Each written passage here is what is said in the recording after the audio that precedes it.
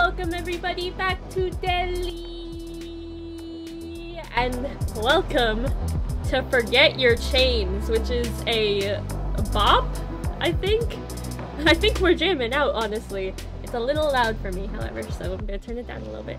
So this is a horror visual novel about forgetting to take your antipsychotics, which I thought was it's very intriguing when you see it on the itch.io page. I saw this, I was very interested. So it says, content warning, flashing imagery, content that may be disturbing to sensitive viewers, topics of suicide and self-harm, content may be distressing to players with a history of psychosis. Be smart, be safe. If you think that applies to you, I'll see you another time. Goodbye. So I'm very excited for this game. This seems very interesting. So let's get into it. Start. Wading through the depths of your subconscious, you wake to your dark bedroom, stagnant and chilly as it always is. It's a cozy room to an outsider or guest.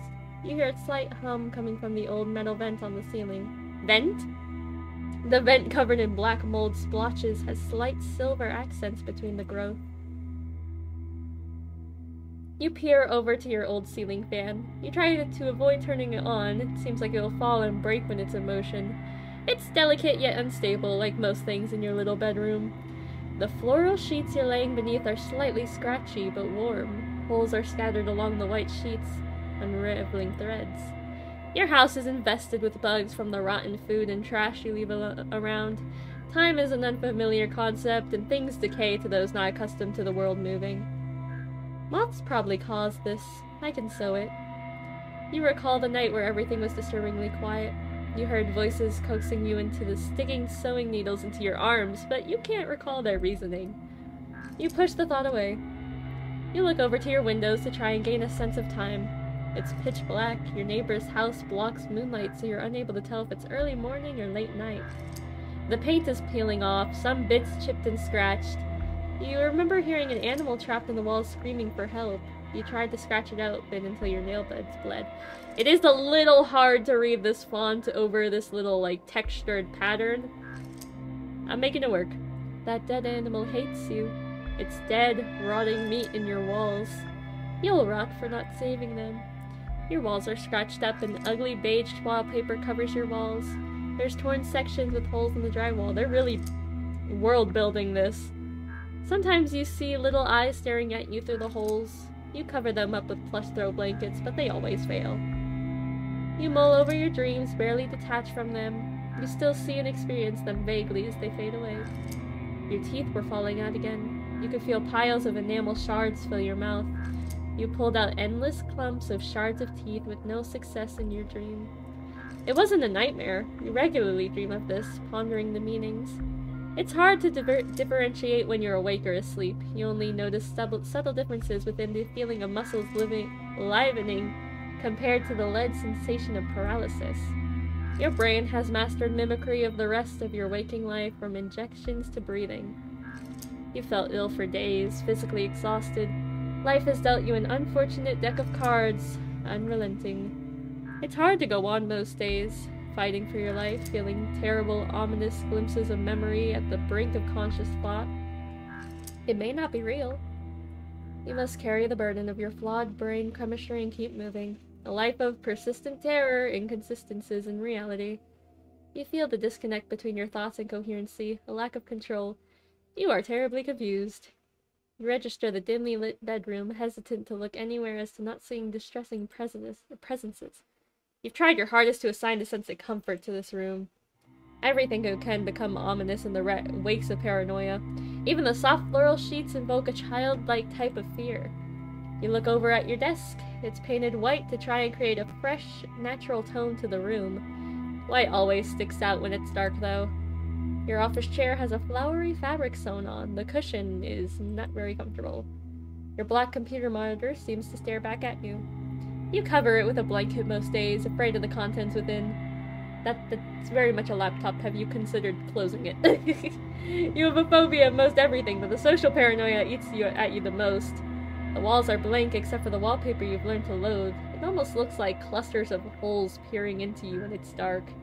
It does. It looks kind of like mesh or some type of netting. There's creatures in the holes. Wasps are coming out of the hive. You haven't bothered with pictures or posters. They all seem to stare at you, sometimes whispering. You don't like housing more people in your walls. You've knocked your plush friends off the bed again. They understand you're tossing and turning in the midst of unrest. They don't blame you. We don't. You have a plethora of plush animals and dolls you sleep with. They feel like protectors in the night, a place to hide. You have a wide variety of plush bears, soft fuzzy friends that are strong in nature. Some of them have a strange odor. You don't watch things as much as you should. The strange odor, despite being unpleasant, gives you a sense of comfort. It reminds you of your home, your childhood even. Wash us, please. We are coated in filth. The light voice heard is a whisper, undeterminable of the identity or who it comes from. It sounds like it's simultaneously inside and outside of your head. You feel like an observer. Your thoughts are disconnected from everything. Your mouth seems to vomit words on occasion, randomly generated. The confusion grows as you observe strings of thought, all disconnected streams of consciousness. Your lips are damaged and bloody. You peel off layers of skin as a nervous habit. As you peer over to your bedside table, your stomach churns. Perceiving anything seems like a threat. It's a small coffee table someone gifted you. It's scratched up. You can't remember who gave it to you. The paint is smooth and intact. The table has small traces of graphite scattered along the surface. The writings sometimes form words in the dark, mostly threats or conscious thoughts from the table. The table is usually displeased and anxious. I don't want to look at it. Oh, there's our meds that we probably didn't take. What's that? Is that a threat? Or is it a clock? Is that a friend? What am I looking at here? Observing the small wooden table dimly lit by a digital alarm clock, I was right. You spot your pill container. It's a little rainbow organizer as a consolation prize for the chronic sickness that invests your head. It's the little things. The table has no words for you today. It is painted white to match the rest of your room, highlighting itself with the dim lighting granted from your smooth black alarm clock. It's a digital alarm clock. You figured the clear numeric display would be easier to read. You look at your little alarm clock. It displays looking cryptic. It's undecipherable. You feel a sense of irony. Maybe this is the clock's way of taunting you. You taste the familiar metallic taste of blood in your mouth, unconsciously gnawing at the inside skin. You trace your fingers along your pill organizer. It's smooth and pleasant to touch. It's slightly chilled from the cold room you're in.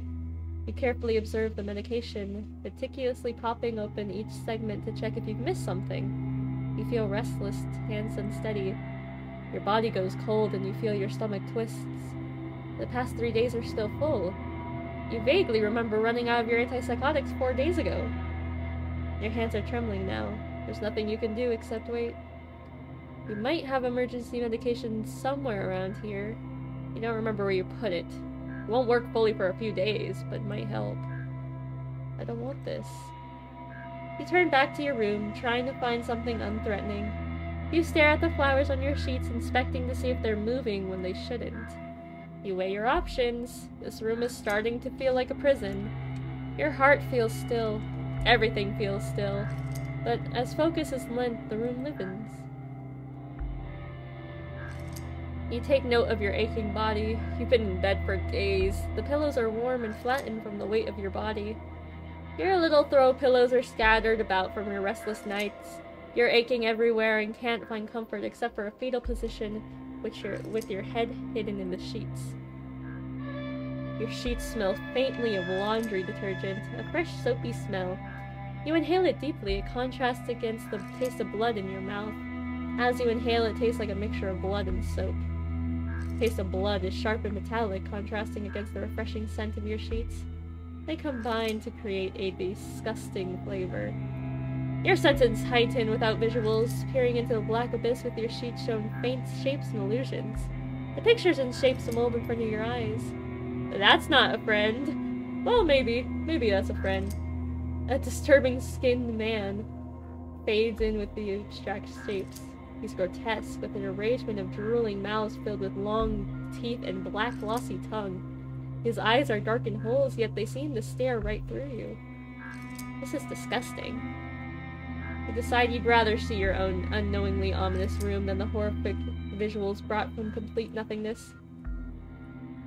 He's scratching your eyes! Disgusting. You shake the image from your head as it fades.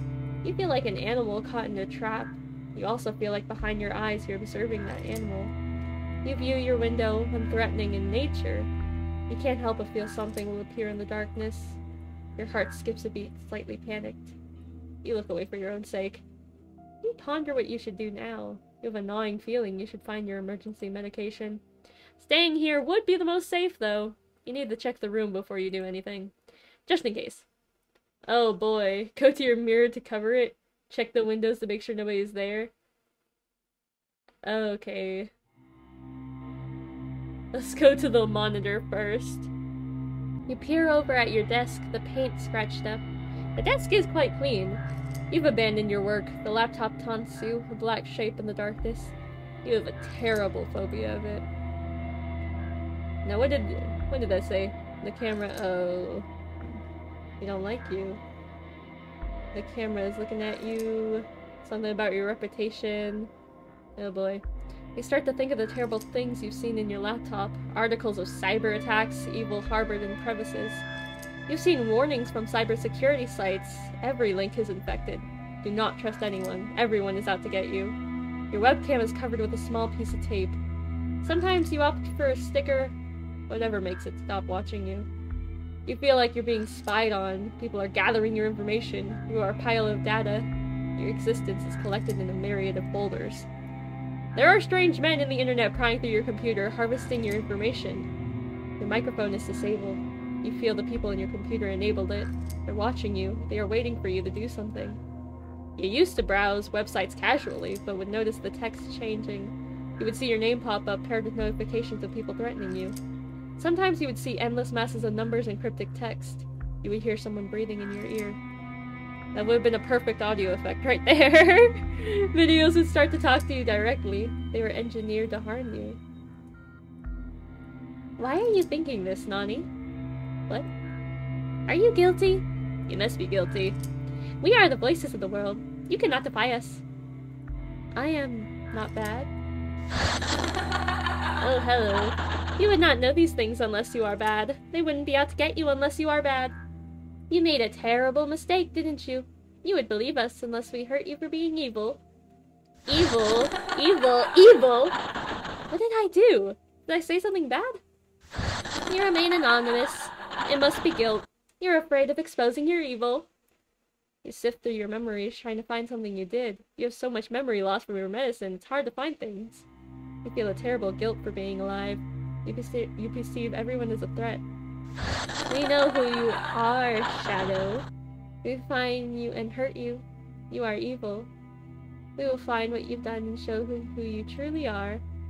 What? Is it watching me? Did I cover my webcam? We are live streaming your terror as evidence of your guilt. If you weren't guilty of something, you would not be scared. I don't feel well. My medicine. You are trying to manipulate us. You can't use your illness as a crutch for being a terrible person. We knew you were guilty. You are manipulative and evil. You stare away from the computer. It's still chattering about you. Now, here, crazy idea, alright? Crazy idea. Just a little concept. What if we close the laptop? You don't need to keep it open, girl.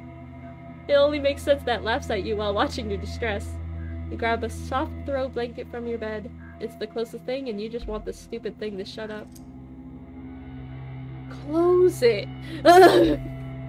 You throw the close-up blanket on top of it. It goes silent when it's covered. It seems like it's waiting for you to uncover it. You can feel it waiting. It wants to hurt you badly for smothering it. You stare for a while, unaware of time passing. Its words continue to echo in your head. Am I bad? Do I manipulate people? You exhaled deeply after shallow panic breaths. You moved back to your bed, assessing the room. You decide what to do next. Alright, I didn't know we had a mirror, but let's go cover the mirror. Oh boy, this is gonna be a fun one. You walk over to your mirror. You usually have it covered with a plush blanket. This room is so cold, though. It's cold and dark. That nearly outweighs the bad memories haunting the mirror. Your mirror is a large oval with a semi-gloss of white paint. This is your second mirror. The old one before treatment got destroyed in an incident. Well, hello. Hello, ma'am. Your face had melted and deformed. You saw yourself talking. It knew how to torment you. It whispered vile sentiments. This went on for days. You couldn't sleep because it got louder and more cruel. You were exhausted, pushed to your limits. The wallpaper seemed to buzz with movement. Patterns tended to shift and melt. Things are so lively for being inanimate. You saw yourself twisted and evil in the mirror. Your eyes were vacant holes dripping with dark liquid, similar to a sobbing girl with mascara. You stared into the mirror, sleep-deprived and exhausted. As you got closer, your reflection went silent. In the small, still moments of false peace, it gripped its face and started ripping your face off. Oh no! You didn't know if the harrowing screaming was yours or the reflection. Your face started to sting as if it was being clawed apart. You saw it dig its filthy nails into the side of its face, flesh collecting under its nails and streak of blood following the claw marks. It started to peel away the flesh, strings of flesh being left behind with blood dripping from the wounds you were deepening. Ooh, weird. She's so pretty though. It dug its fingers into the wounds, stuffing them in. It suddenly ripped its entire face off. Piles of flesh were in its palms. You could see holes for mouths and eyes. Blood splattered from the force of its tearing. You stared endlessly into the mirror, a vile reflection taunting you for with your demise reflected back. Your eyes watered, blurring it. It seemed to be twitching. Your stomach twisted. You felt vile. You had just seen your reflection tear off its own face. Glossy dark blood was streaking down its arms. Beads of blood collected on your skinned face as a grotesque smile formed. You wanted to vomit. And you hit the mirror, destroying it. It broke into reflective shards. Your knuckles were bleeding, your palms dripping from gripping the mirror shards. You were found with your face scratched and injured, screaming to yourself. You don't remember screaming, or who found you. All you know is you ended up in another hospital. You don't know why or how you have another mirror. So that was a backstory. I see. I was gonna say, like, we're not doing that right now, right? That didn't just happen? Okay. You can't tell which invokes more mistrust, the mirror or the dark window next to it. There are small creatures infesting the window. You've chosen to leave them alone. A brown spider has taken residence in a small crevice in your windowsill. You let it be. It eats the little ants that bother you, and you could use a roommate in this empty house. You dislike this corner. You feel like someone is standing there lurking. Maybe some hostile entity is here with me. The window still needs to be cleaned. It's coated in grime. A thick layer of dust and fuzz covers it. Your mirror is coated in dust as well. There is no point cleaning it, nor do you want to look at it. You need to cover it while you're in this state. You don't want to see things that shouldn't be there when you inevitably become entranced with the mirror. You look around for a blanket with no success, as your floor is pitch black. You start feeling around for a blanket. You hear the crinkle of old, grimy plastic wrappers from those disgusting protein bars you consume to survive. More food for the spiders and ants. You find one of your protein bars on the floor. That's a chocolate mint flavor. It's somewhat crushed. You decide to grab it. You feel around some more on somewhat soft carpet, feeling crumbs and shed hair.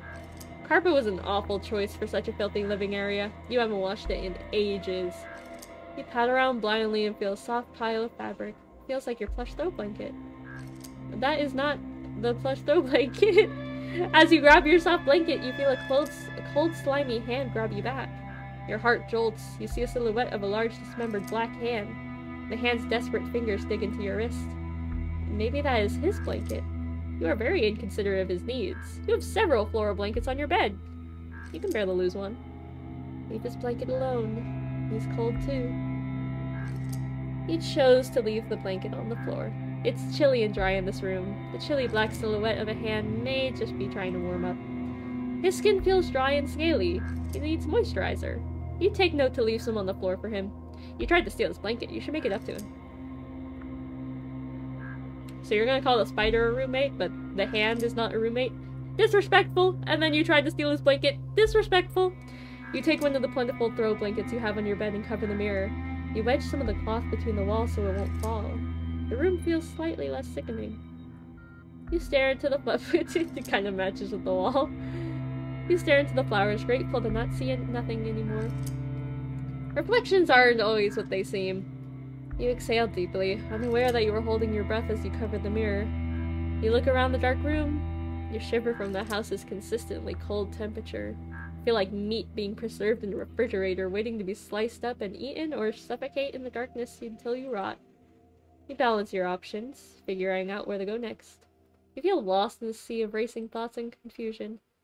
You exhale deeply after shallow panic breaths. You move back to your bed, assessing the room. You decide what to do next. Well, there's not much left unless we can do these two again, but I don't think we need to. Let's check to make sure nobody's at the window. And I have a sneaking suspicion somebody is gonna be at the window. You slowly shift towards the window. It's chillier here. There must be a crack somewhere. You slowly inch closer to the window. You take shallow breaths. It's pitch black. The window sill is coated in a thick layer of dust and carpet fuzz. There's dirt scattered from little succulents you used to grow. The wood is probably rotted. You see creatures coming through cracks you can't seem to find. The darkness peers into you. You feel panic. I know someone is out there. Something. Someone? It's out there. You feel a sudden pang of terror. You know something shouldn't be out there. You feel deeply that something is. You enter a trance, trying to catch whatever is out there watching you. You know something is there. Your gut retches. Nothing seems to stare back. I'm probably making it up. You feel a slight wind current from an unsealed part of the window. A cold front came through. You're slightly comforted that you are wearing socks. You haven't changed them in a while. They've collected grime and hair. They have a strange scent. At least a part of you is warm. You peer closer into the dirty glass pane. You stare unblinking into the darkness. You know something has to be there. Your nose is cold from the chilly air seeping through the crack in the window. You stare. It has to be out there. Your eyes water. You are so entranced you don't blink. You feel your heart skip beats every time you think of something being out there. Your breathing is shallow and quiet, like you're trying to remain hidden despite staring wide-eyed at the window. Bro, her neighbors are just watching her like, what is she doing? You see her? They're looking at me with their big old eyes. You feel stuck there. You cannot resist the urge to look out of pure fear. There you are. Hello, Walton File. Let me in. I will help you. No. Don't be that way. Let me in. You stare intrigued at this figure. It appears to be some kind of hollow no-mask. It isn't floating. It's attached to something dark, as if the entire body was completely black, considering its mask is illuminated. That's the puppet! Marionette Five-Night Fred! I'm telling you. It eagerly waits your response. Come on, Nani. Let me in. You need a guest. Your home is completely empty. You can't tolerate being alone, so let me in. You bite the inside of your mouth, wondering what's in it for this creature. You have a terrible gut feeling about it. It feels like a threat. You didn't want to see it, but your staring somehow summoned it. You were looking for me. Let me in. Its voice seems to be getting more frantic, yet its face remains solemn and unchanging. It looks content. It stares deeply into you. Let us in! Us? No. It goes silent. You stare at it on edge. Oh no! Spiders! Nani, please. My babies are so hungry. Nani, why are you looking at us like that? Don't you like spiders? You say nothing. You just stare. They don't go away. Nani! We are so hungry! You slowly register the woman made of spiders. You wonder if that's the source of the spider that lives in your window. Eat ants. You didn't really know what to say to it. Her? Them? The spiders. You were called the spider living in your windowsill eating the little trail of ants. There are not enough ants for all of us. We are hungry, Nani. Help us. You think about it. Stand down, tell her to leave, bribe her. Oh no. Let me save. There are a few different endings to this game, so I do want to, you know, get some different options. Let's tell her to leave. And she's gone. Wow, that is easy. Yay! Psychosis cured! Make your decision. Stay, it's safe in here. You've checked everything. Leave. Maybe you can find some emergency Medication. Okay, let's do another save here.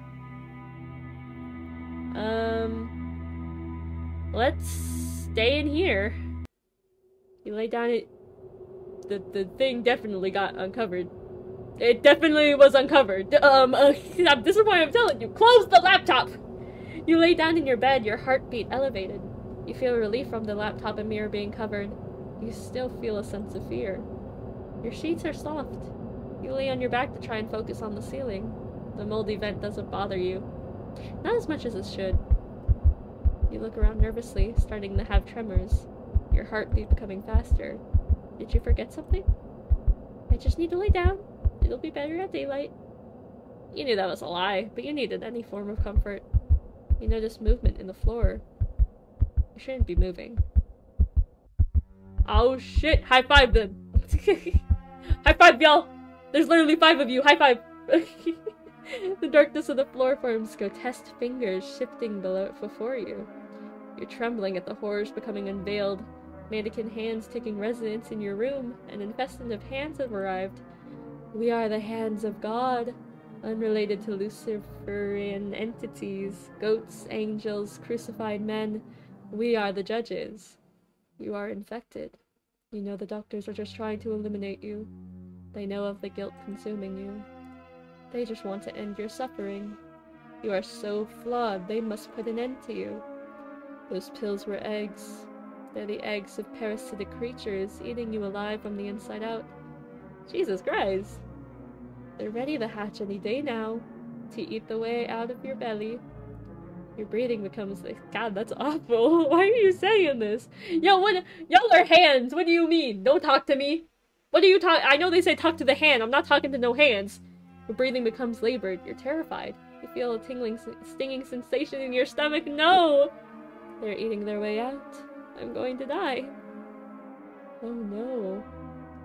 You see lumps moving around your stomach, distorting the skin. Your skin melting and disformed in the shape of the creatures the hands of God warned you about. Thank you, God, for sending hands. God bless. Your stomach is stinging. You're panicked seeing the creatures moving around. You need to claw them out. Get them out. They eat meat. They'll feast on your corpse. You start to scratch at the soft skin on your stomach, your dirty fingernails trapping skin and blood from your scratching. It's not enough. They're too deep. They're infesting your organs. You feel like you're suffocating, your face sticky from dried tears. We will help you. We are the hands of God. You're sobbing. Your stomach is stinging and bloody. You feel a throbbing from the parasites infesting your organs. They're inside me. The hands seem to be observing your distress. They pause as your panic increases. Once again, they're just watching this girl like, what's she doing? Oh no, have they gotten out? That looks like a creature if I said... That looks like a creature if I say so. What a miracle. You're going to be... Oh no! You're scratching violently trying to get them out. You're sobbing and hyperventilating. I don't want them! No, we will help you! We are the hands of God! I don't want to give birth to parasitic worms! Help! Help me, please! Of course! That is what we do! I'm sorry? 2 of the hands slowly shift over to you. They grab your legs and start pulling. Stop! That hurts! Nonsense! You must give birth to these wonderful creatures! Is this some type of religious metaphor? What happened? What happened here? What did... Don't forget to take your antipsychotics. They are pulling harder, their grip cutting off blood flow to your legs. Oh no! You feel an agonizing pop in your legs, along with a fleshy, stinging sensation unlike any other. You start screaming. You're tearing your legs off! Oh! With a final aggressive rip, your legs are removed. A cluster of worms emerge from your flesh. Wormies! Yay! I'm sorry? This is not a yay moment! Okay, buddies. You feel like you're about to pass out. Your head hurts, everything hurts. You're aching and your legs are stinging and infested. Thank you, Mom! We are so glad to be alive! You're still crying and trying to scream, but nothing comes out but a horrified gasp. The worms start to chew on the meat inside of your legs and stomach. You are delicious, Mom! They're eating you alive! You can't escape, you're paralyzed, and the hands of God ripped your limbs off! You hear the tiny, wet, chewy sounds of the parasite consuming you. The hands of God fall silent as the worms feast on your wounds. And then the hands of God are just chilling. All you can do now is wait. It'll all be over soon. Try again? Okay. Alright, so let's bribe her. I will cut you a deal.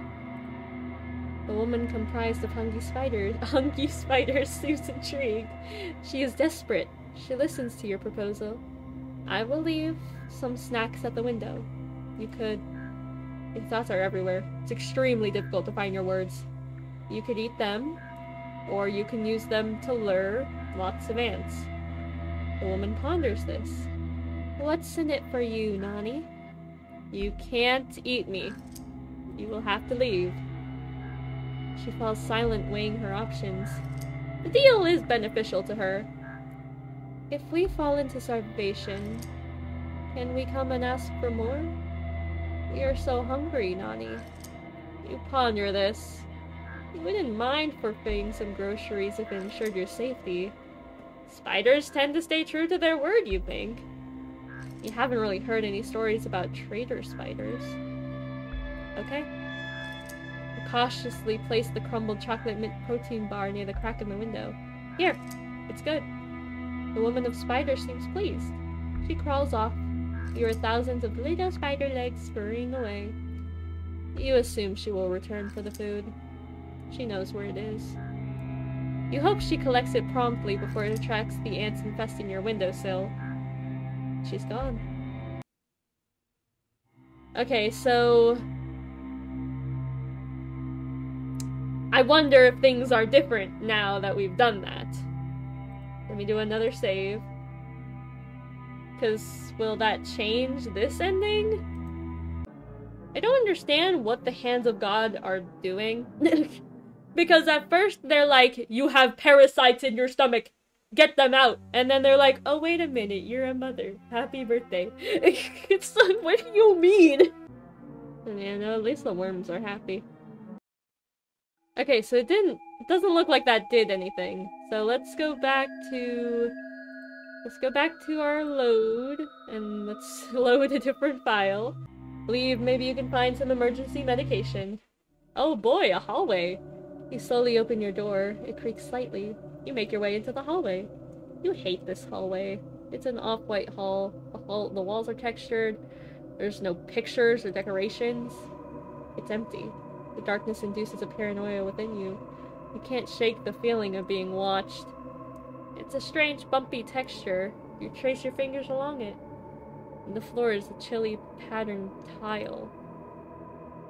There's nothing at the end of the hallway. Just an abyss of black. To your right, there's a dark doorway that leads to the living room. It's extremely quiet. It feels still. Your heart is racing and your hands are shaky. You can't seem to take your eyes off of the darkness. Your vision is blurred from staring. You have a deep feeling that if you stop watching, whatever is lurking will stop hiding and kill you. This hallway invokes a sense of dread that is unshakable. You collect yourself and walk hastily into the living room. You exhale, relieved nothing has hurt you in the hallway. You enter the dark living room, feeling slightly comforted by its spaciousness. Spacious, yes. It feels less like being trapped. It's a warm-toned area with a plethora of cozy brown shades. There's a brick fireplace to your right. It would be useful in providing warmth if you weren't prohibited from dangerous objects such as lighters. You indulge in the idea of a comforting glow and warmth. It's cold and eerie here, though. It feels so deeply empty. All you can hear is the faint hum of the air conditioning. You hear undecipherable whispers. They're faint. Maybe they're talking about you. They're talking about you. The voices used to be impossible to recognize as unreal, as they usually sounded like your family. You lived with them. It sounded like they were outside of your doorway. They would say strange things. You assumed it was some type of teasing or joke, albeit cruel nature. When you were medicated, they got quiet. Nobody hung out at your doorway like you assumed. You asked about comments that stood out as cruel or strange. They were never at your doorway. Now that you're alone, you know the voices belong to nobody. You decide to start searching the room. Alright, we have a whole nother path here. Okay, let's look left, check if the medicine is there. You turn to the corner of the living room. Your favorite chair sits there. It's a large, old plush chair. It's scratched up and loved dearly. It is a soft, woolly fabric with intricate stitching. The dull brown is strangely comforting. It's too dark to see at the moment. There's a matching circular ornament at the foot of your cozy chair. You feel a sense of safety wash over you. Often the chair is covered in your plush throw blankets. You feel safe when you hide in the corner. Things are much less threatening when you hold your knees to your head while sitting. You can only see through a small window between your legs. Not much can happen in such a small area. It's safer. People usually get scared at the sight of you with your head buried in your knees on the floor. They just don't understand that it's safe. It's the only sense of control you can have. Small window of vision where not much can happen. It won't stop voices, but something. Something is better than nothing. Okay, so it was not there. Oh god, we're checking the windows again? Uh-oh. Okay, well now I wonder if that last choice with the spider lady correlates to the next window part. Uh-oh. You move to sit on your couch. It's a brown plush sofa with intricately stitched patterns. A small brown coffee table is in front of you. Your gaze is caught by the TV. The pitch-black screen draws you in. Something about such a lively object being seemingly dead and quiet is mesmerizing. You sink into the cushions. They comfort your aching body. The room seems uniquely hollow for a living room, as if you were a ghost living here. You're afraid of decorations. Choosing the wrong one that can cause any sense of unease will permanently haunt you. Do we not have the lights on? Are we just sitting here in the dark? Because that's creepy. Why are you like this? Your legs itch as you notice the crumbs left on the floor digging into your skin. You need to clean more. It becomes so difficult when the concept of time escapes your head. Days pass. You can't remember much from them, but where you are living it becomes disgusting. You never know how it got this bad, how wrappers became scattered on where you decided it was safest to sleep, with crumbs and the cushions flattened. Time keeps moving while you're trapped in your head. It's impossible to understand when everything is already so scary and confusing. You've been seen to stare at the wall for hours, unaware of the flow of time, enamored by something unseen to the sane eye. You feel a sense of shame. You know you look deeply strange and confusing to others who aren't capable of understanding. You remember how they treat you when you're not in your right sense of mind. You remember being deeply afraid of a threat, a deeply embedded belief or terrifying visuals. However, due to your strangeness, they just laughed at you. Your fear is a spectacle. Your terror is invisible to everyone else. Gazing at the blank TV, you try to shove aside the thought of people watching you. It never helps when your delusions are mixed with truth. It gives the voice a sense of credibility. You remove yourself from the couch, swiping off the embedded crumbs, making your legs sting. You shift and continue moving. You faintly remember the need to get your medicine. It's hard to keep your thoughts contained and straight. You get lost frequently. Alright, let's check the windows. It feels wrong staring at the darkness encased in the cold window pane. You know it's wrong to stare. It brings misfortune. Your breathing is hesitant and shallow, staring manifests things you don't want to see. You can't seem to help it. You see shapes melt and shift in the darkness. The darkness makes it easier for your flawed brain to misconstrue reality. What? You turn your gaze to the dark wood cabinet. It contains a plethora of expired food and canned goods. It's dusty and cool to the touch, stagnant and still like the rest of the house. You wish for things to just be unbearably still, but everything is granted a unique type of living nature, even if it's absolutely still. Everything feels alive, like it's waiting for you. Inanimate objects whisper to you, encouraging you to pay mind. The window is out to get you. They're out there, waiting. Don't believe us? You have to. I don't have to do anything. Stupid voice in my head. SMH. You walk to the grimy marble countertop. Crumbs are scattered along the surface. It feels infected with bacteria. Gross. The air smells of mildew and something rotten. The air feels still. It invokes a sense of unease. The sink area is cleaned thoroughly. The counters where you prepare food are spotless. The dishes are loaded. Can't stand pile of dishes. Feels like the ghost of the food previously in the sink contaminates any dishes despite being washed. They aren't safe if they're not in the dishwasher. Everything here is determined to make you sick. Every time you eat, you feel sick afterwards. You have a terrible phobia of most foods. Produce and meat scare you the most. Produce feels infected. It all has mold and E. coli. You can't cook meat. Once you see it uncooked, it invokes a terrible fear. It's infested with maggots or bacteria. It'll make you sick. You would see flashes of mold or movement in the food. You would see wriggling white specks in every instance of raw meat. Yeah, after that last ending, yeah, and you know what? I don't blame you. Food always tastes strange, and you couldn't shake the feeling of being poisoned. I just wish I could trust the food I need to eat again. I feel so sick. You think to your medication. It became apparent that this was a delusion, but you felt nauseated and ill every time you took it. Was that poison? Were they poisoning me? Why do I feel so sick all the time? You stare with an empty gaze in the sink, unaware of the flow of time. You're entangled in a web of your own thoughts yet again. Your heart jolts as a stray thought passes through. You remember your medicine cabinet. It's in the bathroom. You're avoidant, as it is ominous in the dark, but you need to check. You start to rush to the bathroom. Oh, girly, why don't you turn on the lights? Is this a part of psychosis that I don't know about? Goddamn. You start up in your tracks. You start shivering. I know you're in there, Nani. You selfish little brat. You have food everywhere. We can smell it. Uh-oh. So I think that was, yep, it was coming back to haunt us. You freeze in place. You're too close to the window. She's broken in. You're trembling in fear. We can't let you live for this. You left us all to die. You hear her voice somewhat distant. It's close. You're made of meat, Nani. You're probably rotten for all we know, you selfish brat. How could you let us starve? She's shrieking, her voice shaking and full of rage. You hear the tapping of thousands tiny little spider legs grow near. You're frozen in horror. You thought you could just kill us? You want us dead! You're so evil! Uh-oh. I'm like 99% sure that's what it is. If I know any Japanese letter, it should be that one. You wretched bitch! You're selfish and evil! You would rather kill my babies than sacrifice one tiny piece of food? You need to be punished. You need to realize you're weaker than us. You will always be weak, Nani. Thousands of spiders start crawling up your legs. Your body starts stinging as they chew you alive. Why is it always the legs? The spiders crawl up to your entire body. You frantically try to swat them off and crush them, but there are too many. You feel blood trickling down your legs as you're eaten alive by hundreds of tiny, hungry spiders. I can't read!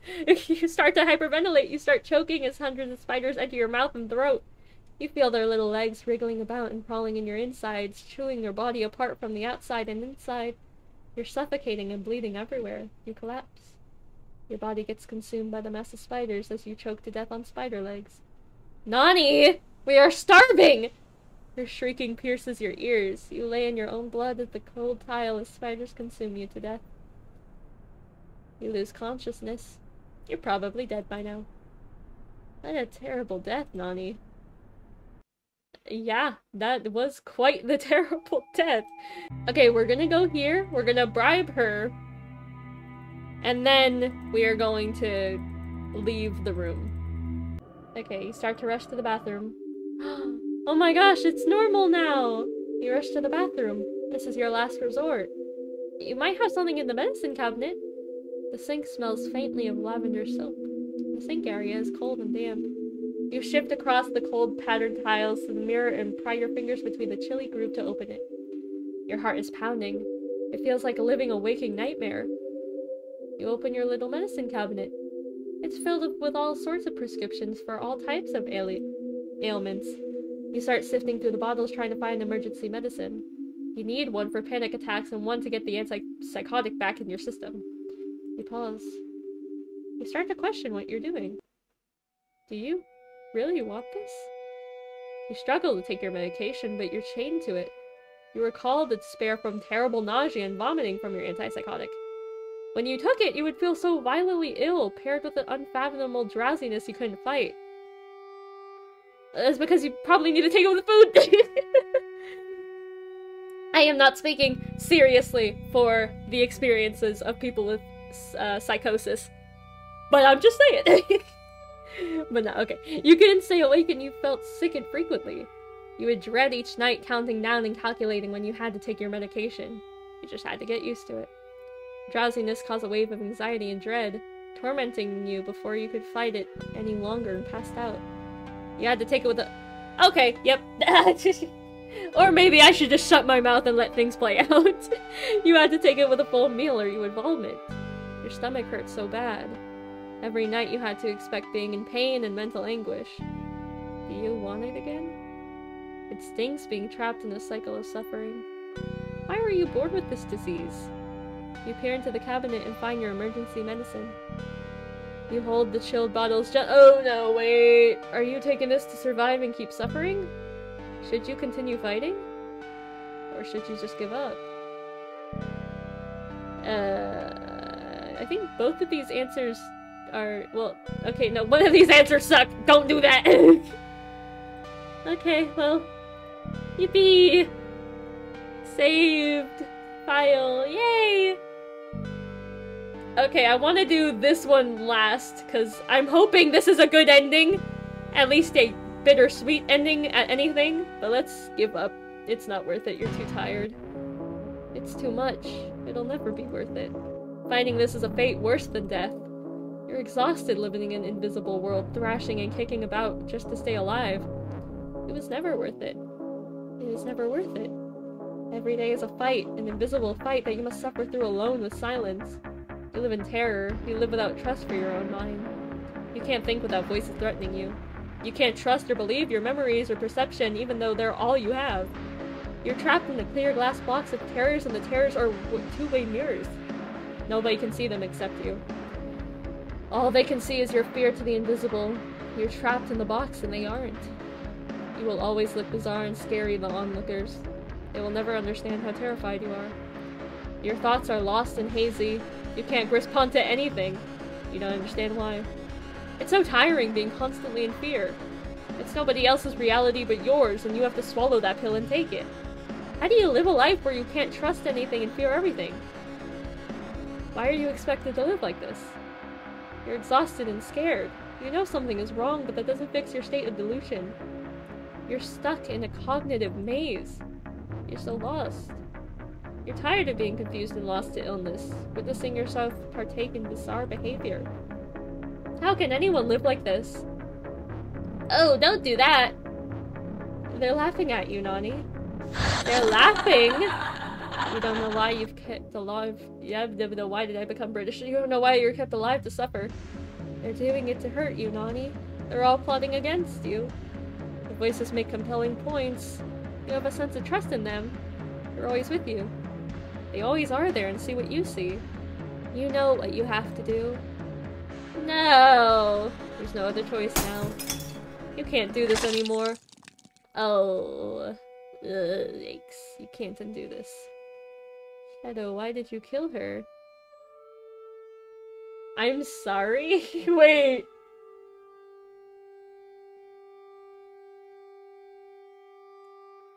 What? I think that might be trying to take that from either my computer. I don't know. Why did you kill her? She never deserved that. Death is permanent. Suffering isn't. No, you're absolutely right. She got so far, why did you have to kill her? Listen, bro, I just needed the ending. It's not fair. It will never be fair to endure that kind of fate. She fought to stay alive every day, and with one vile choice you broke her forever. I won't forgive you for this. I'll never forgive you, Shadow. You killed her. I'm sorry. Oh, well. That's not good enough, but... Okay, keep fighting! You can survive this and get better! You unscrew the lids to each medication with your shaky hands. You know you'll be okay soon enough. You put the pills in your mouth and hold them there, cupping water from the sink to swallow the pills with. You swallow the pills and sit on the cold bathroom tile. The medication for your panic starts to work. You feel less alarmed. Your racing thoughts start to fade. You feel slower. You feel your mind frame gently flip and melt into serenity. Things are starting to feel okay. You feel slower. You close your eyes and rest. Your breathing is steady and slow. You feel like you can finally breathe again. You survived. And there's light! And the computer actually is still covered. Okay. You made it back to your room safely. Comforting sunbeams cascade through your window pane, giving it a comforting aura. Your sheets feel cozy, partially warmed by the sun. You exhale deeply, glad the night is gone. The room is still and calm. It invokes a gentle sense of comfort. It might be difficult to choose life over death when an unfortunate deck of cards you're dealt, but it's worth it. You had to learn what true reality is from the ground up once you were medicated, and it was worth it. Life isn't just suffering. It's not all pure and good either. But it doesn't have to be a self-condemnation to be stuck within a personal hell. You don't regret seeking help. It is so worth fighting. There are so many beautiful and serene parts of life worth experiencing. Even if it is difficult, it's worth surviving and fighting. Keep fighting, Shadow. It's worth it. Wow. Oh boy, what a game. So, I would like to state first that this is most definitely likely, I don't want to say confirmed because I actually don't know, but the likelihoods of this being this artist's or game creator's actual story of psychosis, like those visions with like the worms and the birth and the spiders have probably happened in that person's head. Just from a storytelling standpoint, because I know